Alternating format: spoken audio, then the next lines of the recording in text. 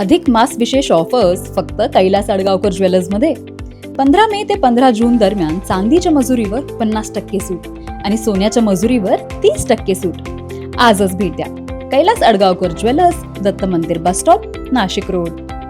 17/6 ठिकाणी महायुतीचे 6 उमेदवार ठिकाणी आणि उरलेल्या 11 ठिकाणी सुद्धा हे महायुतीचे उमेदवार त्या ठिकाणी निवडून येणार आहे.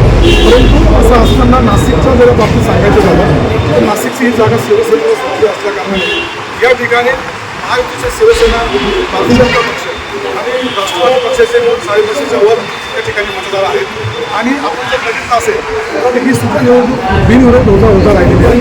आणि पक्ष शिस्तीला, पक्ष आदेशाला मानणारे आम्ही सर्व शिवसैनिक आहोत, सर्व पक्षाचे आम्ही लोकप्रतिनिधी आहोत. आणि आजपर्यंत आम्ही काम करत असताना पक्ष शिस्त काय असते आणि पक्षाचं आदेशाचं पालन काय असतं यावर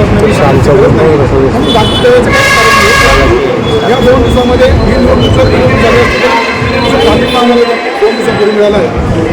त्याच्यामुळे निवडणूक प्रक्रिया होणारच आहे, ते नावं असणारच आहेत.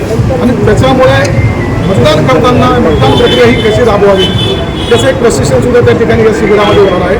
आणि त्याचबरोबर जवळजवळ नाशिकच्या ग्रामीण भागातील नगरपालिका असतील, महानगरपालिका असतील, यांचे सर्व नगरसेवक, महापौर, नगराध्यक्ष हे चांगल्या पद्धतीचं सिंहासाच्या माध्यमातून सर्वच जण एकत्र येऊन चांगला विचार विनिमय होऊन शहराच्या विकासाच्या दृष्टिकोनातून चर्चासुद्धा त्या ठिकाणी होणार आहे.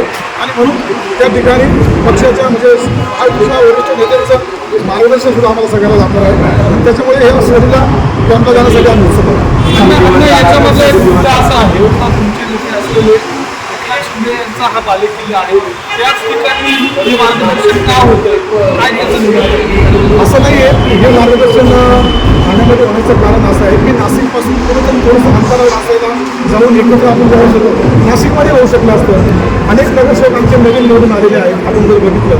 आणि मग सगळ्यांचं 2 दिवस सगळ्यांचीच इच्छा होती की आपण 2 दिवस निवडणूक झाल्यानंतर आम्ही कुठेही लोकप्रतिनिधी गेले नाही किंवा त्यांच्या वार्डामध्ये काम करतायत आणि कामाची प्रक्रिया, कामाची पद्धत आणि मार्गदर्शन वगैरे त्यांचं घेणंसुद्धा गरजेचं आहे. आणि त्यामुळे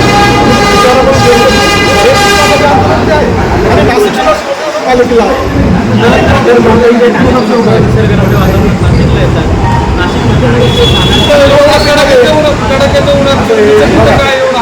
आम्ही या ठिकाणी जन्मलो, वाढलो, पिढ्या गेलेलं आहे. आम्हाला नाशिक हे पर्यटन स्थळ आहे, धार्मिक स्थळ आहे, हे 100% खरं आहे. परंतु आम्हाला कधी कधी असं वाटतं नाशिकचं थोडंसं बाहेर जावं.